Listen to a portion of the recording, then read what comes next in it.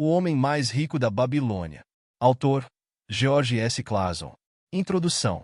O livro O Homem Mais Rico da Babilônia é um clássico sobre educação financeira, utilizando parábolas ambientadas na antiga Babilônia para ensinar princípios atemporais de riqueza, economia e prosperidade. George S. Clason apresenta lições práticas sobre como acumular dinheiro, evitar dívidas e garantir um futuro financeiramente seguro. Através de histórias envolventes, o autor ensina que a riqueza não é uma questão de sorte, mas de hábitos financeiros corretos. Na introdução, Clason destaca que o sucesso financeiro depende de conhecimento e disciplina. Ele explica que a Babilônia foi uma das cidades mais prósperas da história, e seus cidadãos seguiram regras simples, mas poderosas, para enriquecer. O livro se propõe a revelar esses segredos, mostrando como qualquer pessoa, independentemente de sua origem ou renda, pode construir fortuna ao longo do tempo. O autor enfatiza que a sabedoria financeira é atemporal. Muitas pessoas vivem endividadas e sem controle sobre suas finanças simplesmente porque nunca aprenderam os princípios básicos do dinheiro. Ele defende que, assim como a Babilônia foi construída tijolo por tijolo, a riqueza é acumulada pouco a pouco, seguindo regras claras e práticas. Capítulo 1. O homem que desejava ouro. A primeira história do livro apresenta Bansir, um fabricante de carruagens da Babilônia, que se sente frustrado por trabalhar duro, mas nunca conseguir enriquecer. Apesar de anos de esforço, ele percebe que sua condição financeira permanece a mesma, enquanto outros ao seu redor prosperam. Conversando com seu amigo Kobi, ele decide buscar o conselho do homem mais rico da cidade, Arkad. Arkad, conhecido por sua grande fortuna, não herdou riqueza nem teve sorte. Ele explica que se tornou rico porque aprendeu a administrar o dinheiro de maneira inteligente. Ele compartilha um princípio fundamental. O dinheiro trabalha para aqueles que sabem como utilizá-lo. Arkad destaca que, para enriquecer, é necessário aprender as regras do dinheiro e aplicá-las com disciplina. Esse primeiro capítulo estabelece um conceito-chave do livro: a importância da educação financeira. Muitos passam a vida trabalhando, mas nunca acumulam riqueza porque não sabem como administrar seus ganhos. Arkad ensina que a riqueza não está no quanto se ganha, mas no quanto se consegue guardar e fazer crescer. Capítulo 2. Os 7 meios para encher uma bolsa vazia. Arkad compartilha 7 lições fundamentais para aqueles que desejam enriquecer. Essas regras são conhecidas como os 7 meios para encher uma bolsa vazia e representam os princípios básicos para quem quer acumular riqueza de forma consistente. Guarde pelo menos 10% do que ganha. Arkad ensina que a primeira regra para enriquecer é reservar uma parte do que se ganha. Mesmo que os ganhos sejam pequenos, sempre se deve separar uma porcentagem para investir no futuro. Controle seus gastos. Muitas pessoas gastam tudo o que ganham porque não diferenciam desejos de necessidades. Arkad ensina que é essencial manter um estilo de vida abaixo dos ganhos para garantir sobra de dinheiro. Faça o dinheiro trabalhar para você. Apenas economizar não é suficiente. O dinheiro guardado deve ser investido de forma inteligente para gerar mais dinheiro ao longo do tempo. Proteja seu patrimônio de perdas. É importante ser cauteloso com investimentos, evitando promessas milagrosas e aplicando o dinheiro em oportunidades seguras. Invista em conhecimento. Arkad destaca que aprender sobre finanças e buscar conselhos de pessoas sábias é fundamental para o crescimento financeiro. Transforme sua casa em um investimento.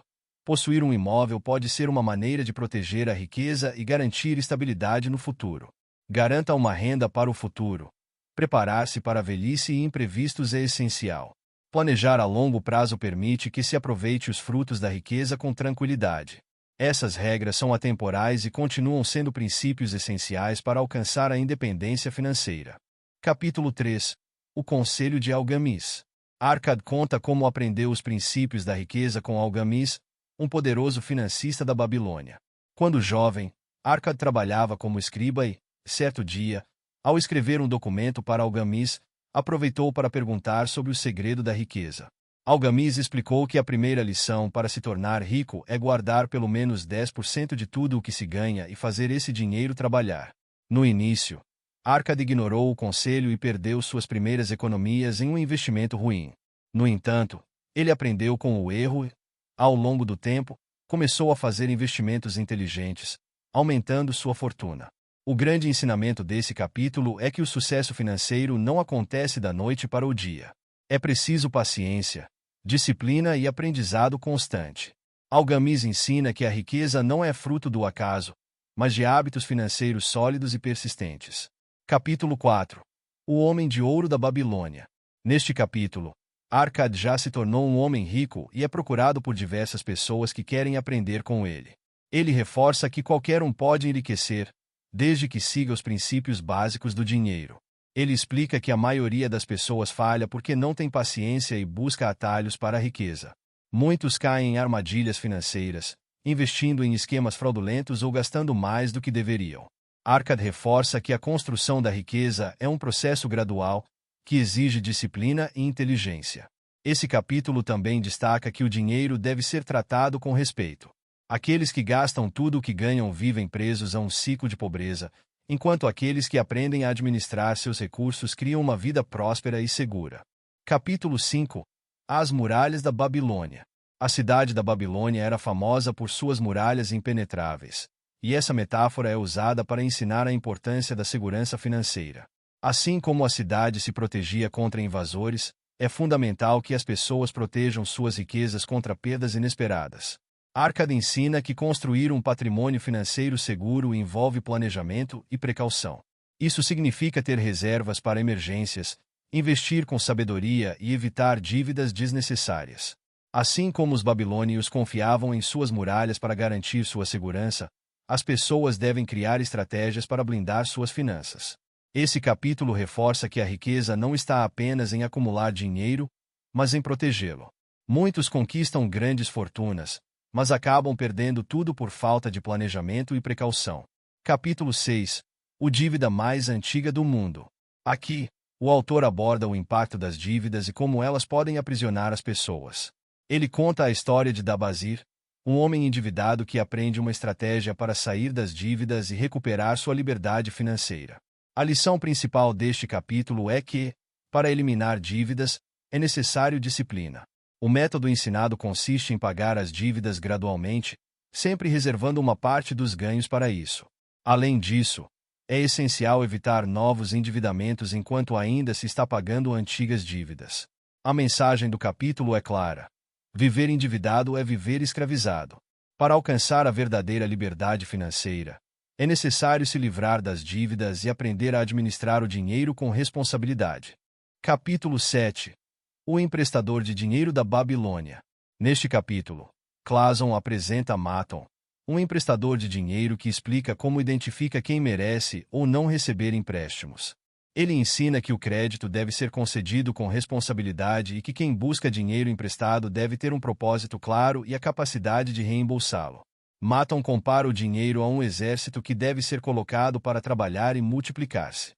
Ele explica que emprestar dinheiro para quem não tem um plano sólido para devolvê-lo pode levar à perda do capital.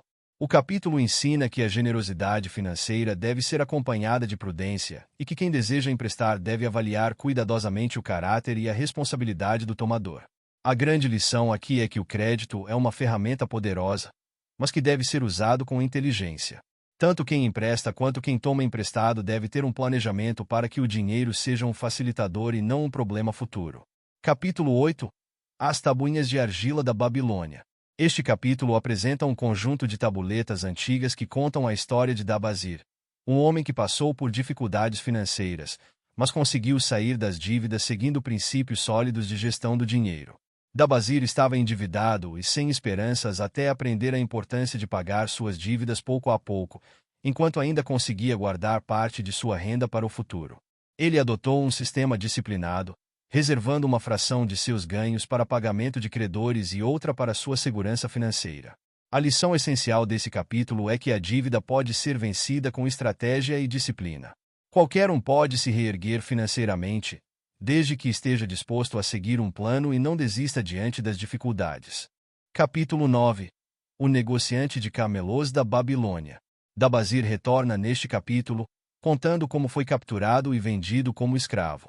Mesmo em sua pior situação, ele se recusou a aceitar seu destino e decidiu recuperar sua liberdade por meio da disciplina financeira e do trabalho árduo. Enquanto escravo, Dabazir demonstrou iniciativa e competência, conquistando a confiança de seu mestre. Eventualmente, ele conseguiu reunir recursos para se libertar e retornar à Babilônia, onde aplicou os princípios financeiros que aprendeu, saldando suas dívidas e reconstruindo sua vida. A história reforça o conceito de que a riqueza não está apenas no dinheiro, mas na mentalidade. Mesmo em situações adversas, aqueles que possuem determinação e conhecimento financeiro podem transformar sua realidade e alcançar a prosperidade. Capítulo 10. O homem de mais sorte da Babilônia. Este capítulo aborda um tema interessante: a sorte. Muitos acreditam que a riqueza está ligada à sorte, mas Clason argumenta que a sorte favorece aqueles que estão preparados e dispostos a agir.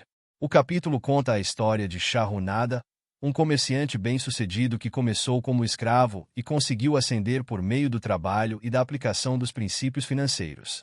Ele explica que as oportunidades aparecem para aqueles que estão atentos e preparados para agir, enquanto aqueles que apenas esperam pela sorte costumam ficar para trás. A mensagem central é que a sorte não é um fator determinante para a riqueza. O verdadeiro sucesso financeiro vem da educação, disciplina e ação, e não da dependência de eventos aleatórios. Capítulo 11. Um esboço histórico da Babilônia. O último capítulo do livro traz uma visão histórica sobre a Babilônia, reforçando que a cidade foi um dos berços da riqueza e do progresso devido à aplicação dos princípios financeiros ensinados ao longo do livro. Clason explica que, apesar das mudanças ao longo da história, os fundamentos da riqueza permanecem os mesmos.